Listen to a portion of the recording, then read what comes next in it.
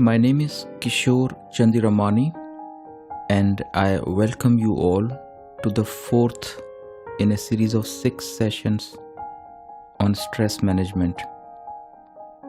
We are going to discuss the physiology of stress and how we can deal with it at the physical level by changing the heart rate variability, brainwave pattern, and the autonomic nervous system.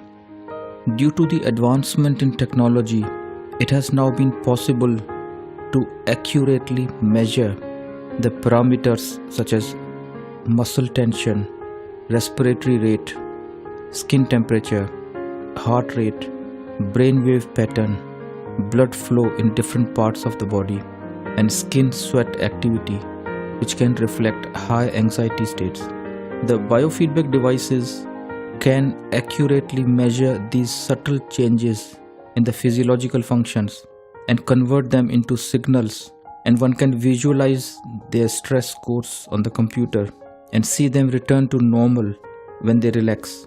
This is quite empowering for clients who can see for themselves how their stress levels fluctuate with their mental and physical activities. The autonomic nervous system consists of 2 separate systems, sympathetic nervous system and parasympathetic nervous system.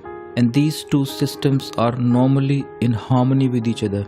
In anxiety and depressive states, this balance is disrupted and there is high levels of sympathetic activity which can be corrected by means of therapy techniques.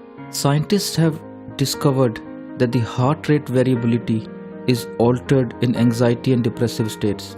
The rate at which heart beats varies from beat to beat, even in healthy states. In fact, it is considered desirable to have a greater variation in heartbeat, as it has been reported that heart rate variability is lower in disease states. Researchers have found that this heart rate variability is being constantly influenced by our respiratory rhythm. This finding that heart rate changes with respiration has allowed scientists to modify heart rate variability by way of altering the respiratory rhythm. To put it simply, during a panic attack or anxiety attack, if your heart is pounding, you can't ask your heart to slow down, but there is a connection between your heart and your respiration, and your respiration is under your control. By changing your respiration, you can bring about a change in your heart rate, which means if you are able to breathe slowly, deeply, and using your tummy muscles, you can slow down your heart rhythm and abort a panic attack. The other important parameter that is involved in stress and can be altered is a brainwave pattern. There are 4 different types of brainwaves: alpha, beta, theta, and delta, each with its own function. It has been reported that in certain psychiatric disorders such as anxiety, alcohol dependence, and addiction to sedative drugs such as heroin, benzos, and opiates, the brain is over-aroused, and use of alcohol or sedatives lead to a reduced level of arousal. That is, individual brings their arousal level to an optimal level, which produces a sense of comfort. Whereas individuals who suffer from attention deficit and hyperkinetic disorder and who abuse stimulants such as cocaine and amphetamine have under-aroused brains, and increased physical activity or the use of stimulants lifts their arousal to an optimal level, which is again relaxing for them. It is possible to alter the brainwave pattern and arousal levels of the individual with the use of biofeedback devices such as light and sound machines.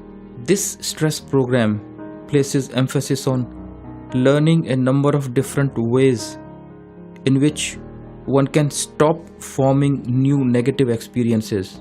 This opens the door for the old emotions to get worked on, and attention regulation is one of the key techniques involved. Every thought and every emotion dies its natural death if we don't pay attention to it. It's the attention that fuels the fire. Attention regulation is a very simple technique, but one that has to be practiced constantly for a sufficient period of time. The first and the foremost approach to attention regulation is to shift one's attention from the thoughts of the past or future to that of the present. If we look carefully, we find that whenever we get stressed, mostly we are either thinking about something which happened in the past, that is, a few minutes, hours, days, or months ago, or something that is going to happen in the next few hours, days, or months. If we live mostly in the present, we can cut through a lot of stress